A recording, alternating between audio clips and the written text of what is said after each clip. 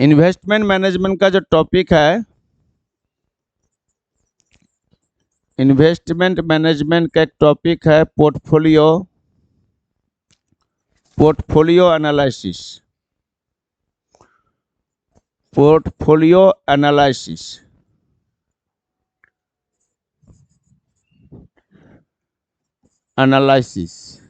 Portfolio विश्लेषण, portfolio विश्लेषण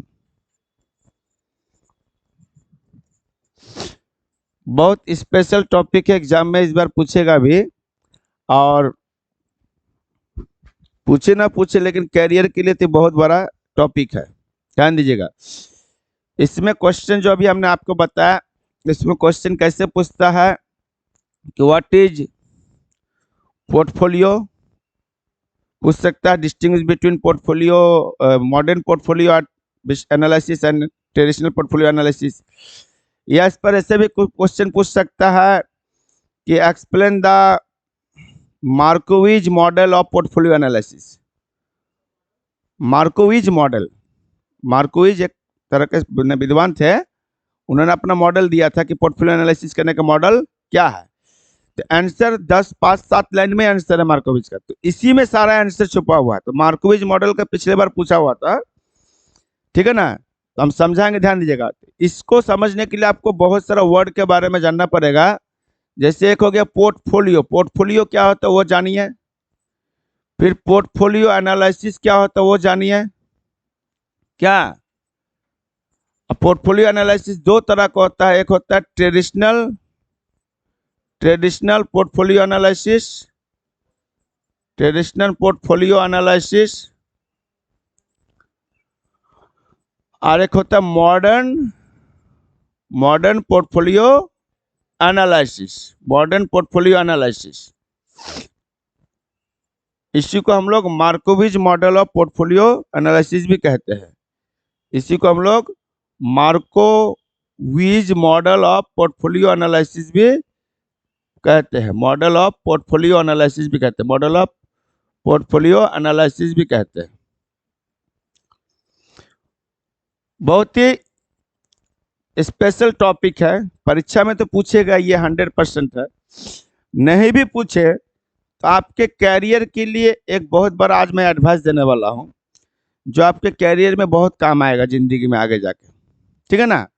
मैंने आपको ग्रोथ करने में, आपको इन्वेस्टमेंट करने में बहुत ज़्यादा हेल्प करेगा ये कंसेप्ट। देखो पोर्टफोलियो का अगर हम वर्ड मीनिंग खोजते हैं तो एक तरह का मतलब क्या बोलते हैं उसको, जैसे समूह होता है। क्या होता है? समूह, माने ग्रुप। जैसे चाबी का गुच्छा के ग्रुप होता है ना, चाबी का गुच्छा, उसमें रूम का चाबी अलग अलग, रूम का सबका चाबी लगा रहता है, गुच्छा बनते हैं, गुच्छा बनाता है, गुच्छा बनाते ताकि वो मेरा चाबी खोए नहीं, सिंगल रखेंगे तो खो जाएगा। तो पोर्टफोलियो जो वर्ड है, इसका मतलब इन्वेस्टमेंट में इसका क्या मतलब होता है? इन्वेस्ट, जैसे 5 दोस्त एक साथ घूम रहे तो हम लोग बोल रहे हैं देखो ना दोस्तों का पोर्टफोलियो घूम रहा है, ऐसे भी बोल सकते हो, वहां भी वर्ड यूज कर सकते हैं। तो पोर्टफोलियो का वर्ड का मतलब समझे, पोर्टफोलियो वर्ड का मतलब एक ग्रुप किसी ग्रुप के लिए बोला जाता है, ठीक है ना। तो यहाँ पर इन्वेस्टमेंट में पोर्टफोलियो का मतलब क्या होता है कि कोई भी इन्वेस्टर जब इन्वेस्ट करते हैं तो पोर्टफोलियो को समझने के लिए पहले आपको समझना पड़ेगा उसका बहुत सारा ऑब्जेक्टिव्स होता है इन्वेस्टमेंट का, होता है कि नहीं होता है। कोई भी इन्वेस्टर जब इन्वेस्ट करते हैं तो उसका अलग अलग, इन्वेस्टर का अलग अलग क्या होता है, गोल्स होते हैं, ऑब्जेक्टिव्स होते हैं। कोई इन्वेस्टर मान लीजिए इन्वेस्ट करता है रिटर्निंग के पर्पज से। किसके पर्पज से? रिटर्निंग के पर्पज से इन्वेस्ट करता है। अब वो रिटर्निंग दो तरह का हो सकते हैं, एक होता है कि मिनिमम रिटर्न आना चाहिए, या लो रिटर्न, या हाई रिटर्न आना चाहिए ना। ध्यान दीजिएगा, पोर्टफोलियो को समझने के लिए पहले ये समझना पड़ेगा, हम पहले भी बता चुके हैं। फिर क्यों इन्वेस्ट करते हैं? रेगुलर इनकम पाने के लिए। क्या पाने के लिए? रेगुलर इनकम के लिए इन्वेस्ट करते हैं। फिर क्यों इन्वेस्ट करते हैं? टैक्स बेनिफिट के लिए। किस लिए? टैक्स बेनिफिट के लिए। फिर क्यों इन्वेस्ट करते हैं? तो लिक्विडिटी के लिए कोई इन्वेस्ट करता है, लिक्विडिटी के लिए इन्वेस्ट करता है। तो क्यों इन्वेस्ट करते हैं? तो कोई ट्रेडिबिलिटी चाहता है कि हम उसका बिजनेस करेंगे। तो इन्वेस्टमेंट का अलग अलग पर्पज होता है, और आप किसी एक ही सिक्योरिटी में इन्वेस्ट करोगे तो ये सारे टारगेट फुलफिल नहीं होगा। किसी एक ही सिक्योरिटी में इन्वेस्ट करते हैं तो ये सारे टारगेट आपको फुलफिल नहीं होगा। मान लीजिए कि हम पोस्ट ऑफिस में इन्वेस्ट किए, मिनिमम रिटर्न पाने के लिए किस में इन्वेस्ट किए? पोस्ट ऑफिस में इन्वेस्ट किए। हाई रिटर्न पाने के लिए हम शेयर में इन्वेस्ट करेंगे। अगर हमको रेगुलर इनकम चाहिए कि 1 साल के बाद हमको, 5 साल के बाद जब हम वृद्धा हो जाएंगे तो हमको साले साले पेंशन मिले, तो सरकार का बहुत सारे से पेंशन स्कीम प्लान सब होता है, उसमें इन्वेस्ट कीजिए। अगर आप टैक्स बेनिफिट चाहते हैं तो 80C, 80D, 80C के तहत कंट्रीब्यूशन करते हैं, इंश्योरेंस करवाते हैं, इंश्योरेंस करवा के इन्वेस्ट करते हैं, कंट्रीब्यूशन प्रोविडेंट फंड में जमा करते हैं टैक्स बेनिफिट पाने के लिए। अगर हम लिक्विडिटी चाहते हैं तो बैंक में इन्वेस्ट कीजिए, बैंक में पैसा बैलेंस, बैंक बैलेंस रखिए क्या, या गोल्ड में इन्वेस्ट कीजिए जिसको तुरंत कभी भी कैश में कन्वर्ट कर सकते हैं।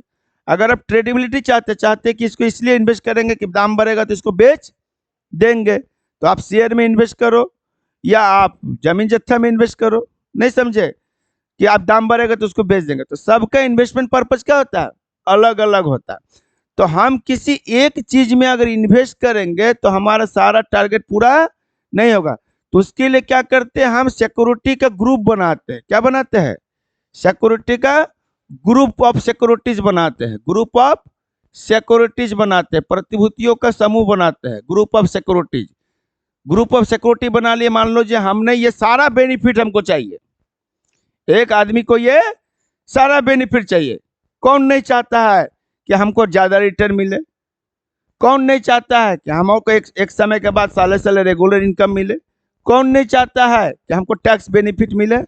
कौन नहीं चाहता है कि हमको कभी भी पैसे का जरूरत होगा तो ऐसे चीज में इन्वेस्ट करें कि कभी भी कैश में कन्वर्ट कर सकते हैं? कौन नहीं चाहता है कि हम उसका बिजनेस करें? तो एक इन्वेस्टमेंट का अगर सारा पर्पज है तो सारा पर्पज किसी एक सिक्योरिटी से नहीं मिलेगा। तो उसके लिए वो जैसा उसका पर्पज है उसके हिसाब से वो सिक्योरिटी चुनता है। मान लीजिए कोई पोस्ट ऑफिस में इन्वेस्ट कर दिए, हम थोड़ा पैसा पोस्ट ऑफिस में लगा दिए, कुछ पैसा बैंक बैलेंस में लगा दिए, कुछ पैसा शेयर में लगा दिए, कुछ पैसा डिबेंचर में लगा दिए, बात समझे, कुछ पैसा गोल्ड में लगा दिए, कुछ पैसा रियल एस्टेट में लगा दिए, कुछ पैसे रियल एस्टेट में लगा दिए। ये जो इस तो सिक्योरिटी के क्लस्टर होता है। क्लस्टर का मतलब क्या हुआ? समूह।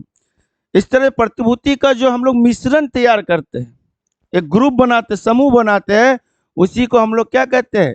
पोर्टफोलियो कहते हैं। क्या कहते हैं उसको हम लोग? पोर्टफोलियो कहते हैं। जैसे हमने बोला इससे लिखना है, स्टार्ट भी ऐसे करना है। एक इन्वेस्टर का बहुत सारा इन्वेस्टमेंट करने का अलग अलग पर्पज होता है। सभी इन्वेस्टर का पर्पज अलग अलग होता है। एक ही सिक्योरिटी में इन्वेस्ट करके सारे पर्पज को फुलफिल नहीं कर सकता। एक इन्वेस्टर का बहुत सारा पर्पज होता है, जैसे पर्पज से बता दिए। पर्पज हम पढ़ाए थे बैक चैप्टर में, पहला चैप्टर में पढ़ा था ना इन्वेस्टमेंट का क्या पर्पज है, ऑब्जेक्टिव। तो अलग अलग पर्पज होता है, एक इन्वेस्टर का अलग अलग पर्पज होता है, सभी इन्वेस्टर अपना अपना अलग अलग पर्पज होता है। जो एक सिक्योरिटी से उस सारे ऑब्जेक्टिव्स को फुलफिल नहीं कर सकते हैं, तो सारे ऑब्जेक्टिव को फुलफिल करने के लिए उसको क्या करेंगे? प्रतिभूति के क्या बनाएंगे? ग्रुप बनाएंगे, समूह बनाएंगे। जैसे शेयर से लेकर debenture, gold, real estate, bank balance, post office, सारा चीज का हम क्या किए? एक ग्रुप बनाया। मैंने कुछ पैसा हम शेयर में लगाए, कुछ पैसा डिबेंचर में लगाए, कुछ पैसा हम गोल्ड में लगाए, कुछ पैसा हम रियल एस्टेट में लगाए। ये जो प्रतिभूति का जो क्लस्टर ऑफ सिक्योरिटी जो होता है उसी को हमने क्या कहेंगे? पोर्टफोलियो। यानी हमने सिक्योरिटी का क्या बना लिया? पोर्टफोलियो बना लिया, जिससे मेरा जो ऑब्जेक्टिव है उसको हम पूरा कर सकते हैं।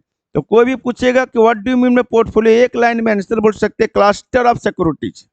प्रतिभूतियों का समूह क्या कहलाता है? पोर्टफोलियो कहलाता है। प्रतिभूति का समूह पोर्टफोलियो कहलाता है।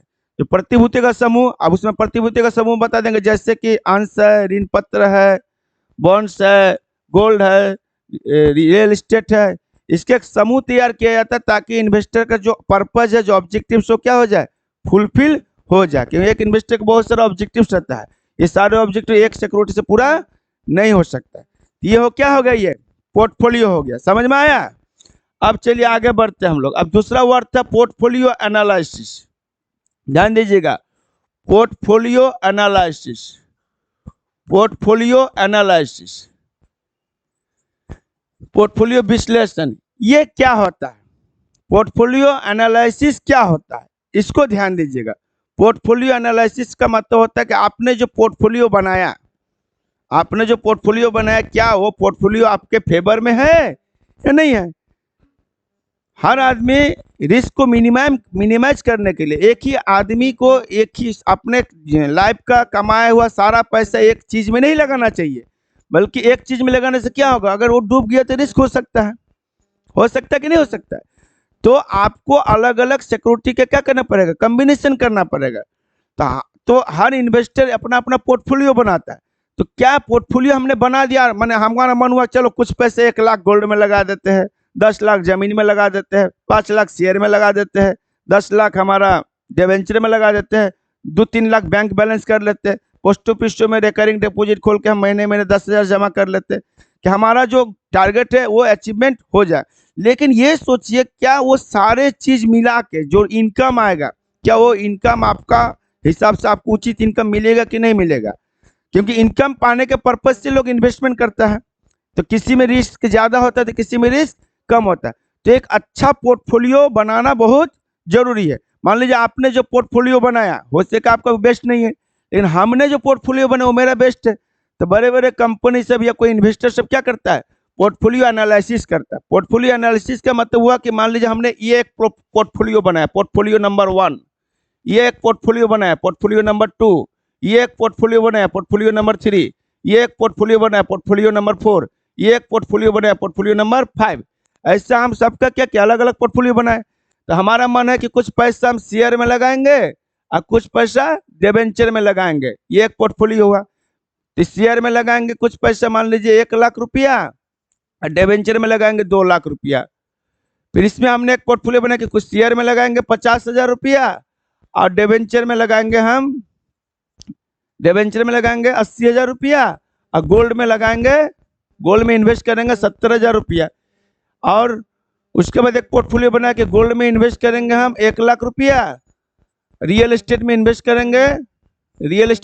करेंगे हम 5 लाख रुपया क्या, और गोल्ड हो गया, शेयर में इन्वेस्ट करेंगे हम 2 लाख रुपया। ये एक पोर्टफोलियो बना। या एक पोर्टफोलियो ये बना कि बैंक डिपॉजिट करेंगे, बैंक में डालेंगे कुछ पैसा हम रियल एस्टेट में डालेंगे, रियल एस्टेट में कुछ पैसा हम लैंड खरीद लेते हैं, कुछ पैसा का शेयर खरीद लेते हैं, कुछ पैसा का नेशनल पेंशन प्लान ले लेते हैं, बस समझ गए, पेंशन प्लान ले लेते हैं। फिर एक पोर्टफोलियो बनाए हम कि मान लीजिए कि ट्रेडेबिलिटी के पर्पज से शेयर खरीद लिए, प्रेफरेंस शेयर खरीद लिए, इक्विटी शेयर खरीद लिए, डिबेंचर खरीद लिए, गोल्ड खरीद लिए, बैंक बैलेंस और पेंशन प्लान, पोस्ट ऑफिस, इस तरीके से हमारा अलग अलग क्या किया, पोर्टफोलियो बनाए। अब उसका एनालिसिस करेंगे कि इसमें से कौन सा पोर्टफोलियो मेरे फेवर में है, जो हमको मिनिमम रिस्क पर क्या देगा। इस सब का क्या हो जाएगा, एनालिसिस होगा। पहले पोर्टफोलियो बनाने से पहले अलग अलग मन में पहले पोर्टफोलियो बना लीजिए अलग अलग, कि ऐसा करेंगे तो कितना हमारा इनकम होगा, ऐसा करेंगे तो कितना इनकम होगा, इस पोर्टफोलियो से कितना इनकम होगा, इस पोर्टफोलियो से कितना इनकम होगा, इस पोर्टफोलियो से कितना इनकम होगा, इस पोर्टफोलियो से कितना इनकम होगा, इस पोर्टफोलियो से कितना इनकम होगा, किस में रिस्क मेरा कम होगा, किस में रिस्क ज्यादा होगा। उस सारे पोर्टफोलियो का क्या करते हैं हम लोग, एनालिसिस करते हैं। इस सब का एनालिसिस करते हैं क्या कि रिस्क मिनिमाइज किस में होगा, मिनिमम रिस्क का एनालिसिस करते हैं, और हाई रिटर्न का एनालिसिस करते हैं कि किस में हमारा रिस्क कम होगा और किस में रिटर्न मेरा ज्यादा होगा। तो इसी तरह इसको पोर्टफोलियो एनालिसिस करते हैं। उसके बाद इसको ऑर्डर में सजाते हैं, ऑर्डर मतलब पॉइंट आउट करते हैं कि कौन मेरा बेस्ट होगा। अब मान लीजिए इसको ऑर्डर दिए कि ये वाला सिक्योरिटी मेरा बेस्ट होगा, इसको 1 नंबर दे दिए, इसको 2 नंबर दिए, इसको 3 नंबर दिए, इसको 4 नंबर दिए, इसको 5 नंबर दिए। तो जब एनालिसिस हो जाता है तो रिस्क और रिटर्न के हिसाब से पोर्टफोलियो को पॉइंटेड किया जाता है, मतलब उसको ऑर्डर में सजाया जाता है। ऑर्डर मतलब मुझे ना बेस्ट इसमें से कौन होगा, इसी प्रोसेस जो बेस्ट होगा, मान लीजिए 1 नंबर वाला ये बेस्ट है, तो पोर्टफोलियो नंबर ये जो 4 हो गया ये बेस्ट हुआ। तो हम लोग इन्वेस्टमेंट करने के लिए इसी तरह का पोर्टफोलियो में पैसा क्या करेंगे, इन्वेस्टमेंट करेंगे, समझे। पोर्टफोलियो एनालिसिस में क्या होता है, पहले पोर्टफोलियो के बारे में बताओ कि पोर्टफोलियो में सिक्योरिटी का एक कॉम्बिनेशन किया जाता है। इस तरीके से 10-12 को पोर्टफोलियो क्या करते हैं, बनाते हैं। इन्वेस्टमेंट करने से पहले पोर्टफोलियो बनाइए, वो एक पोर्टफोलियो नहीं 10-12 को पोर्टफोलियो बनाइए और उसमें से उसका एनालिसिस कीजिए किस चीज का, कि किस में रिस्क और रिटर्न किस पोर्टफोलियो में ठीक ठाक है, किस में रिस्क कम है और रिटर्न क्या है, ज्यादा है। और उसके बाद उसको ऑर्डर में सजाइए, ऑर्डर में मतलब किस में सब, उसमें सबसे बेस्ट कौन है उसको 1 नंबर ऑर्डर दिए, 1 नंबर दिए, उससे कम वाला को 2 नंबर, उससे कम वाला को 3 नंबर, उससे कम वाला को 4 नंबर। उसके बाद जो 1 नंबर में आएगा, जो बेस्ट होगा, उसी का हम लोग क्या करेंगे, सिलेक्शन करेंगे और उसी में क्या करेंगे, इन्वेस्ट करेंगे। समझ गए? ये हो गया पोर्टफोलियो एनालिसिस। क्लियर? अब देखिए आगे। अब पोर्टफोलियो एनालिसिस का 2 ठो कंसेप्ट है, एक हो गया traditional concept, traditional portfolio analysis, traditional portfolio analysis, परंपरागत पोर्टफोलियो विश्लेषण। एग्जाम में इसमें डिफरेंस भी पूछता है, तो डिफरेंस बहुत कम पॉइंट है, तो इसीलिए आपको सबका डेफिनेशन देना पड़ेगा। ट्रेडिशनल पोर्टफोलियो एनालिसिस में क्या होता है, ट्रेडिशनल पोर्टफोलियो एनालिसिस में पोर्टफोलियो का जो एनालिसिस करते हैं, उसके एनालिसिस का मेन बेस है, मेन बेस क्या है उसका, मेन बेस है स्टैंडर्ड डेविएशन। क्या है इसका मेन बेस, स्टैंडर्ड डेविएशन, जो आप लोग स्टैटिस्टिक्स में निकालते हैं ना, स्टैंडर्ड डेविएशन, प्रमाप विचलन, उसका मेन बेस क्या है, प्रमाप विचलन, प्रमाप विचलन माने स्टैंडर्ड डेविएशन जो हम लोग निकालते हैं। तो ऐसे बोलना पड़ेगा, ट्रेडिशनल पोर्टफोलियो एनालिसिस के मेन बेस क्या है, स्टैंडर्ड डेविएशन, यानी यह प्रमाप विचलन के आधार, प्रमाप विचलन पर आधारित होता है। तो जिसका प्रमाप विचलन जो स्टैटिस्टिक्स में हम लोग पढ़े थे पार्ट 1 में, तो प्रमाप विचलन डेटा जो भी हमको एनालाइज होगा, जो डेटा एनालिस मिलेगा, रिस्क और रिटर्न का जो डेटा आएगा, ये रिस्क कितना है, रिटर्न कितना है, उन दोनों डेटा में हम लोग क्या करेंगे, स्टैंडर्ड डेविएशन निकालेंगे। स्टैंडर्ड डेविएशन जिसका क्या होगा, जिसका प्रमाप विचलन क्या होगा, प्रमाप विचलन कम होगा, प्रमाप विचलन क्या होगा, अगर कम है तो रिस्क क्या है, लो रिस्क है, उसमें रिस्क क्या है, कम है। अगर प्रमाप विचलन कम है तो उसमें रिस्क कम है, तो उसी पोर्टफोलियो को क्या करना चाहिए, सिलेक्शन करना चाहिए। यानी जिसमें स्टैंडर्ड डेविएशन कम है उसी में रिस्क कम है, और जिसमें रिस्क कम है उसी पोर्टफोलियो का सिलेक्शन करना चाहिए। ये ट्रेडिशनल पोर्टफोलियो एनालिसिस कहता है। Traditional portfolio analysis standard deviation के कंसेप्ट पर बेस्ड है। ये बताता है कि रिस्क को मिनिमाइज करने के लिए सबसे पहले आप जो भी डेटा कलेक्ट होता है उसका स्टैंडर्ड डेविएशन निकालिए, और जिस पोर्टफोलियो का स्टैंडर्ड डेविएशन कम है उसी का सिलेक्शन कीजिए, उसी में इन्वेस्ट कीजिए। क्लियर? तो रिस्क क्या हो जाएगा, आपको मिनिमम होगा। लेकिन अब मॉडर्न वाला में मॉडर्न पोर्टफोलियो एनालिसिस क्या है, मॉडर्न पोर्टफोलियो एनालिसिस बोल रहा है, मॉडर्न पोर्टफोलियो एनालिसिस का कंसेप्ट मार्कोविज ने दिया था। किसने दिया था, मार्कोविज ने दिया था, मार्कोविज ने दिया था। तो मार्कोविज क्या कहते हैं कि नहीं, ये तो करना ही है, ऐसा एनालिसिस तो करना ही है, अब प्लस आपका पोर्टफोलियो का जो कॉम्बिनेशन ऐसे कीजिए कि सारा पैसा एक ही चीज में नहीं लगाइए। कुछ अगर आपको ज्यादा रिटर्न कमाना है, ज्यादा रिटर्न का, मार्कोविज ये नहीं बोलता कि खाली रिस्के को कम करो, अरे रिस्के को अगर हम कम करेंगे तो कमाएंगे कैसे, नहीं समझे आप। रिस्क कम करने के लिए बैंक में पैसा डाल दो 1 लाख रुपये, 10-12 साल में आपको 2 लाख होगा। क्या होगा, 12 साल में क्या होगा, 2 लाख होगा। बैंक में 1 लाख डालोगे तो 12 साल में 2 लाख होगा, और वही रिस्क लेके 1 लाख का शेयर खरीद हो सके 1 साल में 2 लाख हो जाए, होगा कि नहीं होगा। तो अगर हम रिस्क को खाली कम करेंगे तो कमाएंगे कैसे। तो मार्कोविज ने ये बोला कि रिस्क फैक्टर को तो ध्यान देना ही है, इसके साथ साथ आपका पोर्टफोलियो एनालिसिस ऐसे होना चाहिए, ऐसे होना चाहिए, मतलब ऐसे जगह में इन्वेस्ट कीजिए जिससे रिटर्निंग में क्या आ जाए, ज्यादा आ जाए। और कुछ पैसे ऐसे जगह में इन्वेस्ट कीजिए कि अगर हमारा वहां पर रिस्क भी हो जाता है, हाई रिटर्न वाला में रिस्क भी हो जाता है, तो उस रिस्क को ये दूसरा जगह हम इन्वेस्ट किए तो उससे क्या हो सके, मिनिमाइज हो सके। जैसे उदाहरण मैंने मार्कोविज क्या बताया, कंसेप्ट को ध्यान दीजिए, मार्कोविज वाला जो भी बात है वो पूरा लैंग्वेज में है। मार्कोविज ने बताया कि एक मॉडर्न कंसेप्ट, ये मॉडर्न कंसेप्ट है, तो इसमें यह बताया गया है कि आप अपने इनकम का सारा पैसा किसी एक सिक्योरिटी में इन्वेस्ट नहीं करके उसको अलग अलग सिक्योरिटी में इन्वेस्ट कीजिए। अलग अलग सिक्योरिटी में इन्वेस्ट करने से पहले खाली रिस्क को मिनिमम नहीं करेंगे, बल्कि रिस्क भी लेंगे हम, हाई रिस्क भी लेंगे। हाई रिस्क लेंगे, लेकिन उस हाई रिस्क से बचने के लिए कुछ पैसा ऐसे जगह में लगा देंगे कि वहां पर मेरा पैसा डूब भी जाता है तो दूसरा जगह से कवर हो जाएगा, तो उसको हम मिनिमम कर सकते हैं। अब मान लीजिए कोई डर के मारे पोस्ट ऑफिस में पैसा डाल दिया। लोग रिस्क से बचने के लिए क्या करता है, पोस्ट ऑफिस में पैसा डालता है। रिस्क से बचने के लिए क्या करता है, बैंक में पैसा डालता है। रिस्क से बचने के लिए क्या करता है, सरकार का गवर्नमेंट सिक्योरिटी को खरीदता है। तो आप रिस्क से बचने के लिए ना किए है, ये रिस्क को मिनिमम करता है। रिस्क को क्या करता है, मिनिमम करता है, लेकिन इट नॉट हाई रिटर्न, लेकिन रिटर्न आपको हाई नहीं देगा, रिटर्न हाई नहीं देगा। आप रिस्क से बच गए, इसका मतलब आपका पैसा सेफ जोन में है, आपका पैसा सेफ जोन में है। तो सेफ जोन में मतलब कुछ ही इंटरेस्ट मिलेगा, कुछ ही ग्रोथ होगा। तो ये कंसेप्ट इसमें था। ट्रेडिशनल वाला लोग से, पुराने लोग से वही सोचते थे, पैसा को कहीं पर क्या कर दो, ऐसे जगह रखो सेफ रहे, रिस्क ना हो। लेकिन मॉडर्न कंसेप्ट में बोला नहीं, आपका पैसा ग्रोथ भी हो सकता है। तो आप ट्रेडिशनल कंसेप्ट में जो था रिस्क को मिनिमाइज करने के लिए, तो मॉडर्न कंसेप्ट में बताया कि आप शेयर में पैसा लगा दो, शेयर में लगा दीजिए। मान लीजिए आप 1 लाख रुपया शेयर में लगा दिए। अब 1 लाख का अगर हम इक्विटी शेयर में लगाते हैं पैसा, तो ये इक्विटी शेयर क्या होता है, कंपनी का रियल ओनर होता है, इसका जो होल्डर होते हैं। तो कभी भी ग्रोथ हो सकता है, कभी अगर लॉस होगा कंपनी को तो उसको भी शेयर का वैल्यू गिर जाएगा। तो रिस्क इसमें क्या है, इसमें रिस्क हाई है ना है।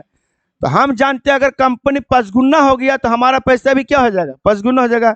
अगर कंपनी का वैल्यू 1 साल में 5 गुना हो गया तो हमारे भी 1 लाख रुपये 1 साल में क्या हो जाएगा, 5 गुना 5 लाख हो जाएगा। अगर कंपनी का वैल्यू 1 साल में, 10 साल में, अगर 5 साल में अगर 20 गुना हो गया तो मेरा भी वैल्यू 5 साल में क्या हो जाएगा, 20 गुना। लेकिन कंपनी का वैल्यू घटेगा तो मेरा भी शेयर का वैल्यू घटेगा। तो रिस्क है इसमें। तो इससे बचने के लिए कि ऐसा अगर फ्यूचर में होगा, अगर फ्यूचर में हम रिस्क में जा रहे हैं, तो ऐसे जगह कुछ पैसा डाल दीजिए कि उस रिस्क को क्या कर दे, मेकअप कर दे। तो कुछ पैसा हमने क्या किया, लैंड में भी 2 लाख रुपया लगा दिया। अगर ये 1 लाख रुपया मेरा अगर 5 साल के बाद 40,000 हो जाता है, क्या हो जाता है, डाउन होकर 40,000 हो जाता है। लेकिन ये गारंटी है कि लैंड मेरा डाउन नहीं होगा, ये कुछ बढ़ेगा ही, ये बढ़ेगा। ये 2,50,000 अगर मानो 5 साल में 2,85,000 हुआ, फिर भी हमारा इसमें कंपेयर करके देखिए 10,000 के क्या है, फायदे में है। अगर कहीं ये बढ़ गया, कहीं ये भी बढ़ गया, अगर ये 1 लाख का 5 लाख हो गया और ये 2 लाख का 5 लाख हो गया, तो 4 लाख और इधर 3 लाख 7 लाख के फायदे में होंगे। लेकिन पोस्ट ऑफिस में रखने से हम 10 से 20 हजार के फायदे में होंगे, लेकिन कोई चांसेस नहीं है कि आप बहुत ज्यादा आपका ग्रोथ होगा। सेफ्टी जोन में जाओगे तो चांसेस कम है कि रिटर्न ज्यादा होगा, लेकिन आपका पैसा सेफ्टी है। लेकिन रिस्क जोन में जाने का मतलब हुआ कि रिस्क जोन में आंख मूंद के नहीं चले जाइए कि सब शेयर में लगा कर ज्यादा पैसा कमा रहे हैं तो हम भी शेयर में पैसा को क्या करते हैं, लगाते हैं। जी नहीं, उसमें रिस्क है। उस रिस्क से बचने के लिए म्यूचुअल फंड में पैसा लगाते हैं तो 90% 80% पैसा शेयर में लगता है, रिस्क है उसमें। तो उस रिस्क से बचने के लिए अगर मेरा पैसा डूब भी जाता है, ऐसे जगह में इन्वेस्ट कीजिए, ऐसे जगह में जैसे गोल्ड में इन्वेस्ट कर दीजिए, लैंड में इन्वेस्ट कर दीजिए, रियल एस्टेट में इन्वेस्ट कर दीजिए। वहां पर अगर माइनस में भी चला जाएगा तो वहां का पैसा से रिकवर होकर हम उसको क्या कर सकते हैं, फुलफिल कर सकते हैं। तो यही हो गया मेरा modern concept, modern portfolio analysis. Traditional portfolio analysis सिर्फ रिस्क को मिनिमाइज करने का कोशिश करता है, रिस्क मेरा कम कैसे, यानी सेफ्टी। जो इन्वेस्टमेंट का पर्पज क्या होता है, सेफ्टी। लेकिन मॉडर्न कंसेप्ट बोल रहा है कि आप अपने अमाउंट को, अपने सेविंग्स को किसी एक सिक्योरिटी में इन्वेस्ट नहीं कर अलग अलग सिक्योरिटी में इन्वेस्ट कीजिए, रिस्क लीजिए, रिस्क लीजिए, हाई रिस्क लीजिएगा तब ना हाई रिटर्न होगा। जब भी हम हाई रिस्क लेंगे तभी हाई रिटर्न होगा। लेकिन उस हाई रिस्क से बचने के लिए कुछ पैसा ऐसे जगह में इन्वेस्ट कर दीजिए जहां से रेगुलर इनकम मिलता ही है, कुछ ना कुछ इनकम होगा, वहां डाउन होने का चांसेस नहीं है। और उधर जो लॉस होगा उसका पूरा क्या हो जाएगा, कवर हो जाएगा। आज के डेट में बाबू सबसे ज्यादा मायने रखता पूंजी छाप, कैपिटल डाउन नहीं होना चाहिए। कैपिटल डाउन अगर हो रहा है तो उस डाउन को फेस करने के लिए कुछ ना कुछ ऐसी जगह इन्वेस्ट करना पड़ेगा। तो मॉडर्न कंसेप्ट, ये जो कंसेप्ट है, ये जो एनालिसिस, ये मार्कोविज ने दिया था। तो मार्कोविज एनालिसिस भी पूछेगा तो खाली मॉडर्न का पूरा वर्णन करना पड़ेगा। समझ में आ गया? तो आज के लिए इतना रहने दीजिए।